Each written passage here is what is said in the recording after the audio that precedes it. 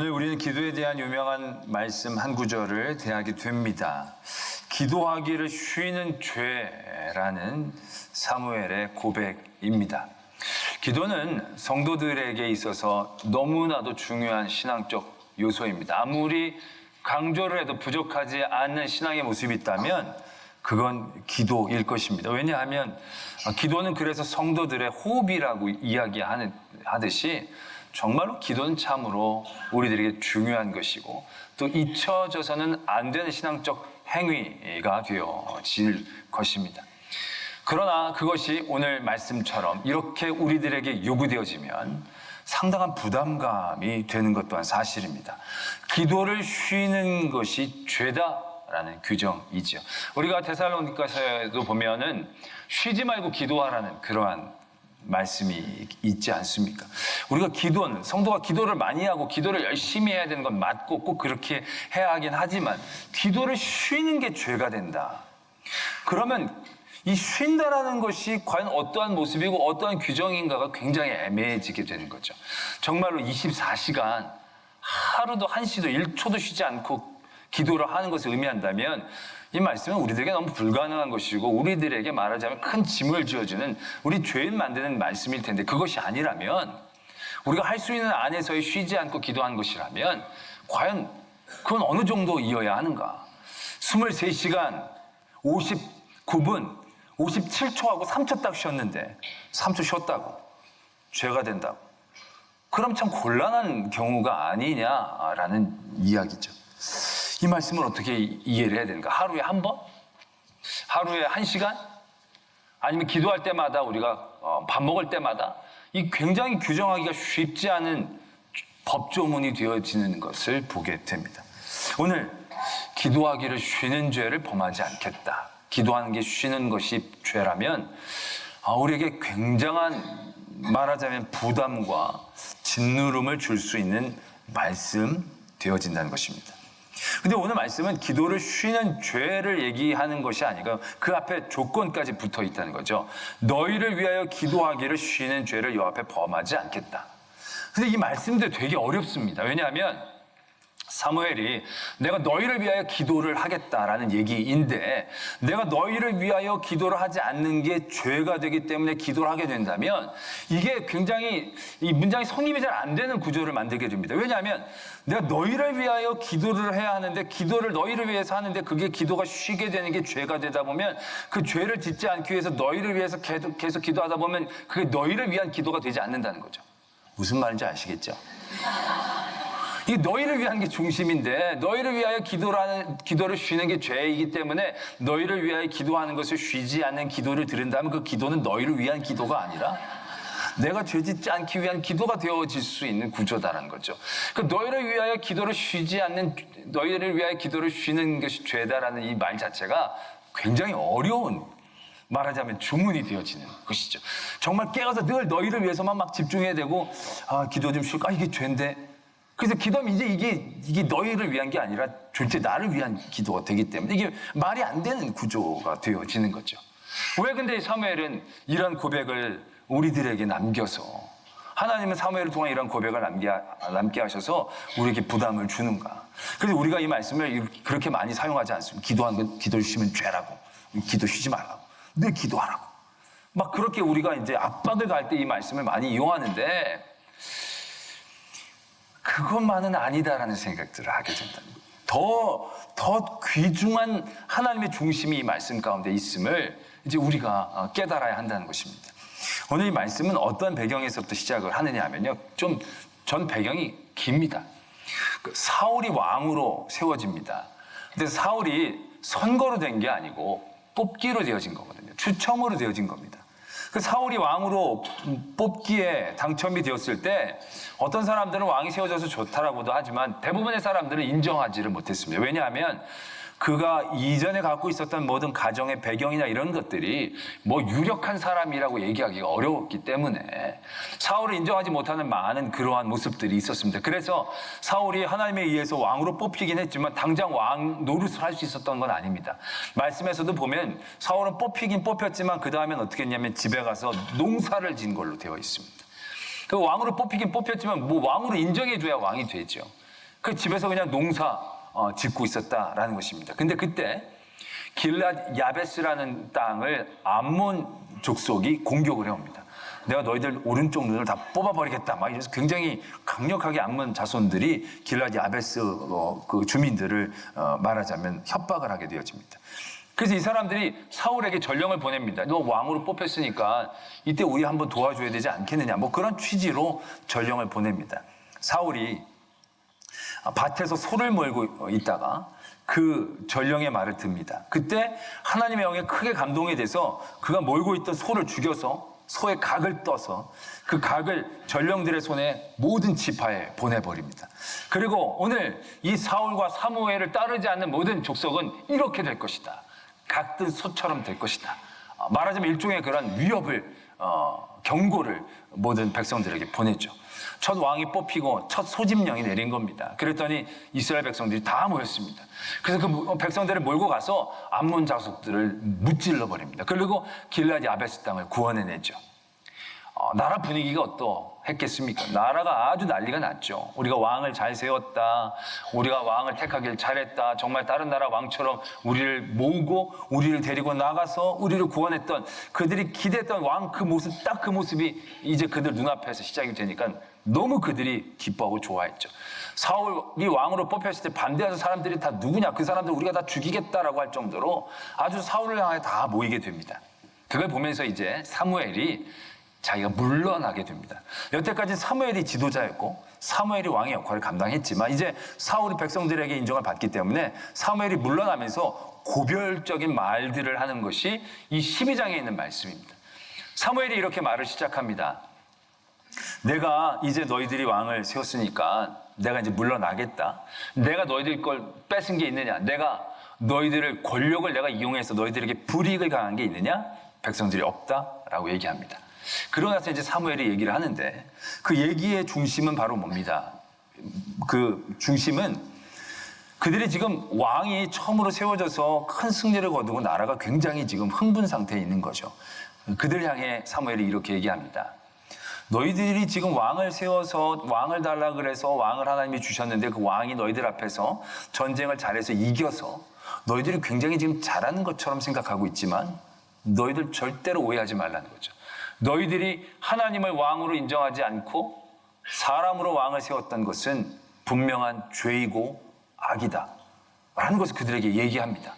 지금 너희들이 이겼다고 이게 잘한 거라고 생각해서는 안 된다라는 얘기를 하고 있는 겁니다.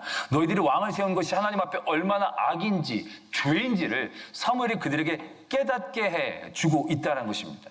사람들 앞에 이렇게 얘기하면 너희들 못 믿겠지. 그러면 지금 밀을 벨 때인데 지금 절대로 비가 오는 시기가 아니다라는 거죠.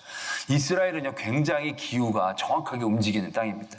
비가 절대로 올 그런 계절이 아닙니다. 근데 그때 우레와 비를 내려서 너희들이 행한 것이 얼마나 죄인지를 얘기해 주겠다. 근데 그때 진짜 비가 내리고 우레가 치기 시작합니다. 사람들이 그때서야 깨닫고 회개하기 시작합니다. 우리가 악한 일을 행했습니다. 제발 하나님께 기도해 주셔서 우리를 멸하지 않게 해달라고 사람들이 막 기도합니다. 왜냐하면 지금 너희들이 왕을 세운 게 분명히 악이라고 얘기하고 지금 막 비가 내리고 우레가 치니까 이제 이게 조금만 더 진행되면 자기네들이 이제 어떤 일을 당할지 알지 못하니까 그런 두려움 가운데서 막 사무엘에게 살려달라고 얘기를 하는 거죠. 자기의 죄를 인정합니다. 그런데 사무엘을 통해 하나님은 그 다음에 이렇게 이야기를 이어가십니다. 분명히 그가 물러나시면서 너희 죄를 정죄하고 그 죄에 대한 분명한 대가를 치르게 하는 과정일 것 같은데 그렇지 않습니다. 분명히 죄라고 얘기하셨음에도 불구하고 이렇게 얘기하십니다. 그러나 너희가 지금부터 너희와 너희 왕이 하나님을 경외하고 잘 섬기면 은혜를 베풀어 주실 것이다. 이러한 이야기를 사무엘이 하고 있다라는 것입니다. 그러면서 22절에 이런 말씀을 적고 있습니다. 여호와께서는 너희를 자기 백성으로 삼으신 것을 기뻐하셨으므로 여호와께서는 그의 크신 이름을 위해서라도 자기 백성을 버리지 아니하실 것이요. 이런 말씀을 적고 있습니다.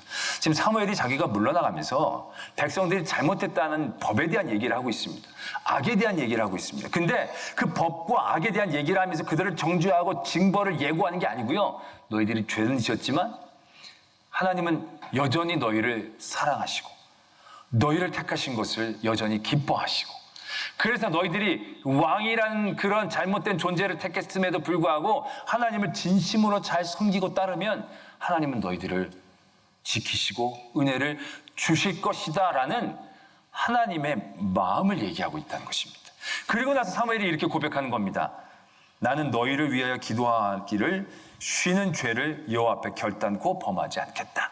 이건 기도를 쉬는 것은 죄라는 걸 얘기하는 게 아닙니다. 그 법을 이스라엘 백성들에게 얘기하는 게 아닙니다. 지금 이 12장의 분위기는 법 얘기하는 게 아니거든요. 기도를 꼭 하라는 그런 강조를 얘기하고 있는 게 아닙니다. 너희를 위하여 기도하는 것이 쉬는 것이 죄로 여기는 사무엘의 마음을 얘기하고 있는 것입니다. 너희를 얼마나 사랑하기 때문에 이제 이 사무엘은 이제 기도 안 해도 됩니다. 너희를 왜 기도 안 해도 돼요? 왜? 여태까지 고생 많이 했거든요. 애 많이 썼거든요.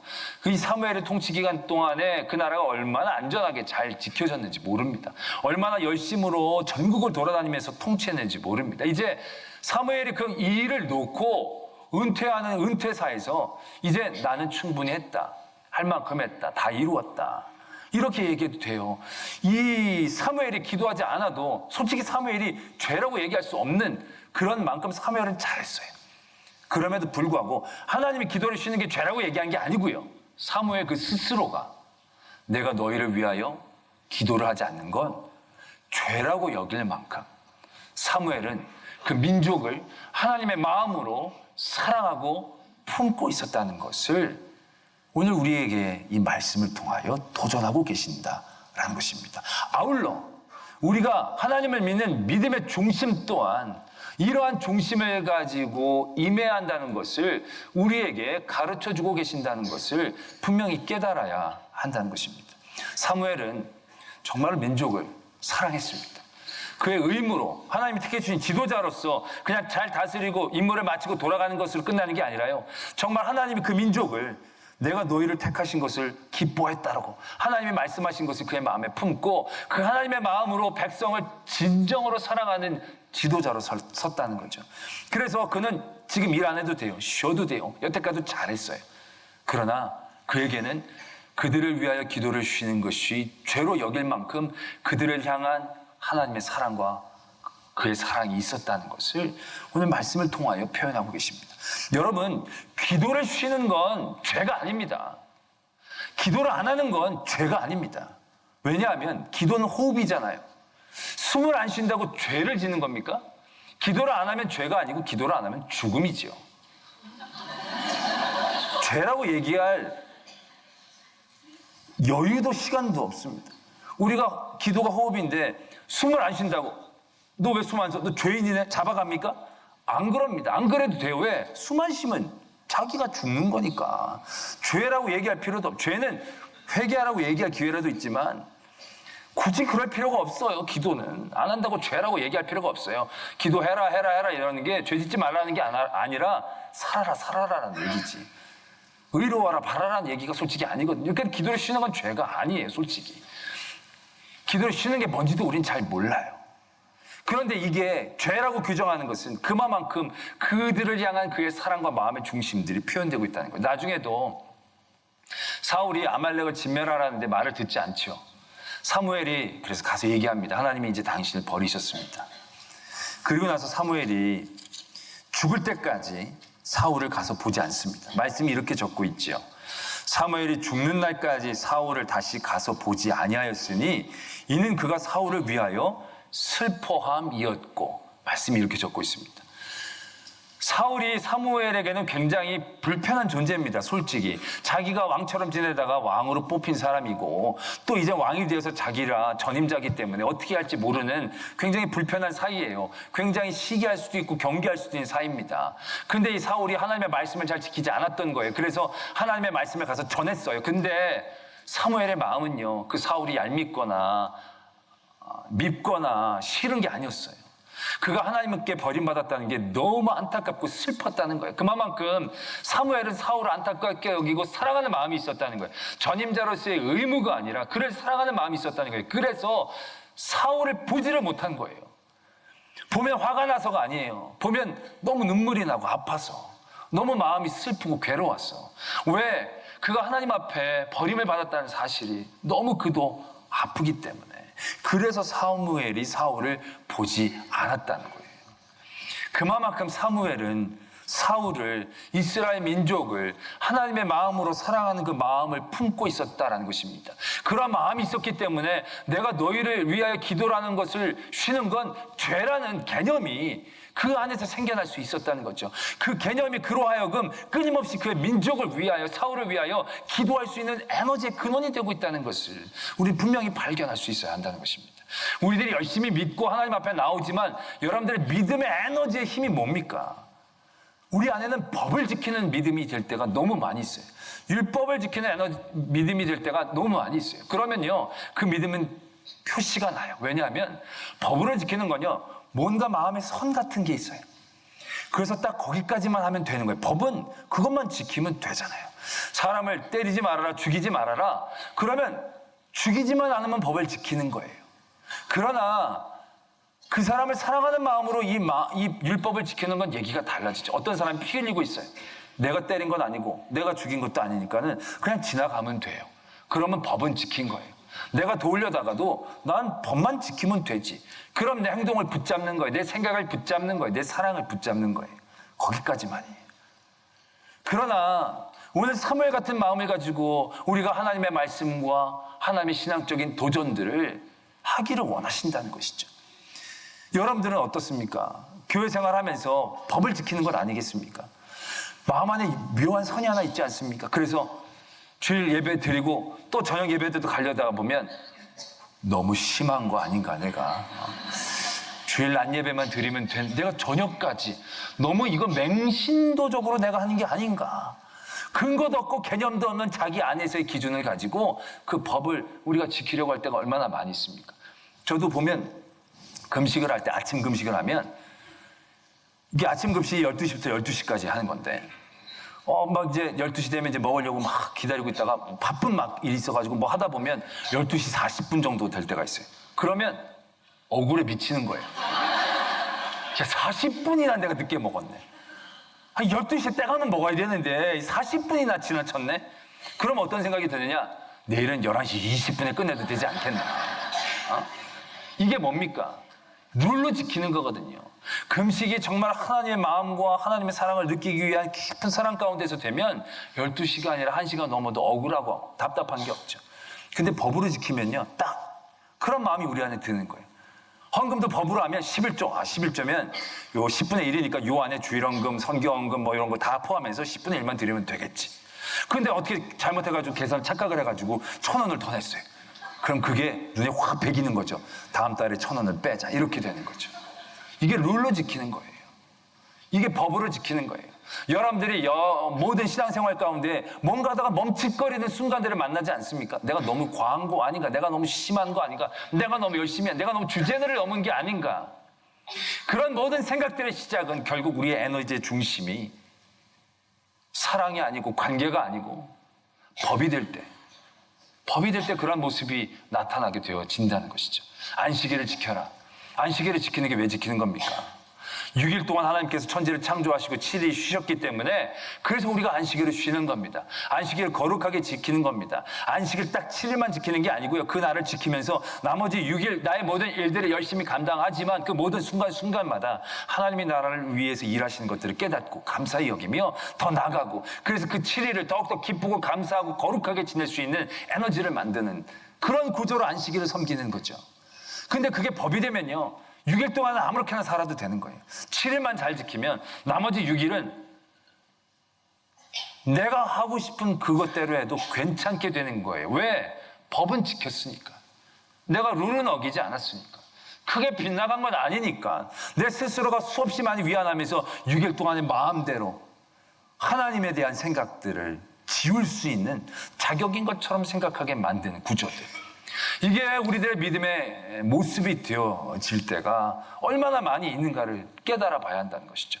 우리가 그렇게 얘기를 하지만 우리의 모든 믿음의 행위들이 우리 스스로 만족을 만들고 우리 스스로의 어떤 수준을 만들어서 거기까지만 차면 다 이룬 것처럼. 특별 새벽 집회 2번만 개근하면 1년 내내 새벽 집회를 안 참석해도 하나님 앞에 전혀 부끄럽지 않아. 그렇다고 새벽 예배를 쉬는 게 죄기 때문에 새벽을 깨어서 나오는 게 잘하는 것이 되는 것은 또 아닌, 이게 굉장히 복잡하고 어려운 신앙 구조를 만든다라는 것입니다. 그러나 오늘 하나님이 사무엘을 통하여 이렇게 도전하고 계신다는 거죠. 내가 너희를 위하여 기도하는 게 죄라고 깨닫는 그러한 마음. 기도를 쉬지 않고 쉬는 게 죄기 때문에 기도를 하게 만드는 게 아니고요.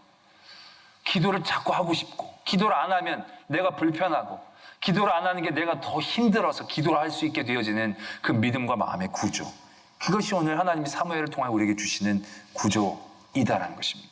우리가 가정을 놓고 보면 더 적용하기 쉽고 이해하기가 쉽죠. 부모들이 자녀들에게 주는 모든 일들이 부모로서의 어떤 의무이고 일이고 사회적인 통념의 상식들이 있습니다. 만약 그것까지만 부모들이 자녀에게 해준다라고 한다면 부모의 사랑은 하다가 많은 게 많이 있을 것입니다. 밥도 그냥 차려주고 반찬만 해주면 돼요. 칼로리 챙겨가지고 영양사처럼 잘해가지고 주면 돼. 애들이 많이 먹던 적게 먹던 별로 신경 쓰지 않아도 돼요. 그냥 나는 할 만큼만 하면 되고 먹고 안 먹고는 너희들의 자유다라고 얘기할 수 있을 거예요. 그러나 부모의 마음이란 게 그렇지 않거든요. 애 엄청나게 먹이고 나서도 뭔가 덜 먹인 것 같은 마음이 들잖아요. 새끼 다 주면서도 간식도 먹이고 싶은 마음이 들잖아요. 애한테 다 부어줘도 뭔가 내가 다른 부모보다 못하고 있는 것이 아닌가라는 끊임없는 자책이 우리들 안에 생기게 되잖아요. 내가 옆집 부모보다 못하는 것에 대한 미안함들이 우리 안에 끊임없이 있잖아요. 내가 먹여주고 너 누가 먹여주냐 뭐 이러면서 우리가 업무적으로 내가 법을, 사회적 통념을 지키는 것을 강조하는 부모가 없잖아요. 그게 왜 그럴 수 있는 거냐는 거죠. 자녀를 대한 그의 마음이 기도를 쉬는 게 죄로 여기는 것만큼 내가 너희들을 위하여 아낌없이 주지 못하는 게 죄로 여겨지게 되어지는, 내가 너희들에게 충분히 다해주지 못하는 것이 미안함이 되어지는 그런 구조는 사랑에서부터 시작되어지는 것이죠. 오늘 우리 믿음의 사람들에게 요구되어지는 믿음의 핵심은 여기에서부터 시작해야 한다는 것이죠. 예수님을 잘 믿는다, 잘 믿기 위해서 열심을 낸다, 우리가 어떤 룰을 맞추려고 하면 우리의 신앙은 가다가 늘 멈춥니다. 모든 공적인 예배를 다 잘 지키는 게 잘 믿는 거다. 그럼 새벽 기도 드리고 수예배 드리고 저녁 예배 드리고 철야 예배 드리고 주일 낮 예배 드리고 그러시는 분들도 있습니다. 그럼 그분들은 완벽하게 믿음의 생활들을 다 이룬 것인가? 모든 예배를 꾸준히 다 이루는 그 순간 다 이루었다 그러면서 만족할 수 있는 것인가? 그게 아니라는 것이죠. 그럼 모든 분들은요, 솔직히 안 나와도 되는 분들이, 그런 분들은 더 나오시는 거예요. 왜? 그분들은 그렇게 나와도요, 그렇게 나오는 걸 기억하지 않아요. 난 모든 공예배를 다 나온다고 생각하고 인식하지 않아요. 그분들은 늘 예배에 대한 갈급함이 있어요. 왜요? 의무로 드리는 게 아니거든요. 의로워지려고 드리는 게 아니거든요. 예배가 좋아서 드리는 거거든요. 하나님 앞에 나오는 게 나의 가장 큰 기쁨이 되기 때문에 그렇게 드리는 거거든요. 그러니까 어제 예배 나오고 또 예배 나올 수 있는 거예요.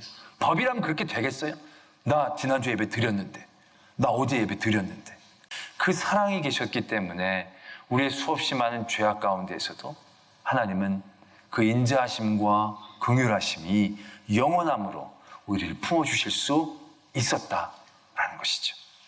때문에 우리 믿음도 그렇게 도전해야 합니다. 얼마를 해야 잘 믿는 겁니까? 어느 정도 해야 잘 믿는 겁니까? 예배를 얼마 정도 참석해야 잘하는 겁니까? 얼마나 헌신하고 봉사해야 잘하는 겁니까? 잘 믿는 겁니까? 얼마나, 어디까지, 몇 시간이나 중요한 게 아니고요. 어떠한 마음으로 그 일들을 도전하느냐. 그게 더 중요하다는 거죠. 그것이 사랑으로 이루어져야 됩니다. 그러면 언제 이게 별로 필요 없습니다. 그 하는 게 기쁘고, 그 하는 게 감사하고, 그 하는 게 나에게 가장 큰 이유가 되어진다면 어디까지, 얼마까지, 언제까지 별로 관심이 없죠. 중요한 게 아니죠. 끝까지 달려갈 수 있고, 기뻐할 수 있고, 감사할 수 있는 신앙이 되는 거죠. 그래서 오늘 하나님은 사무엘을 통하여 우리에게 이렇게 얘기해 주시는 거죠. 너희를 위하여 기도를 쉬는 것이 죄라고 생각할 만한 그 믿음의 중심으로 하나님을 섬기고 이웃을 사랑하고 믿음의 일들을 도전하는 성도가 되기를 소망합니다.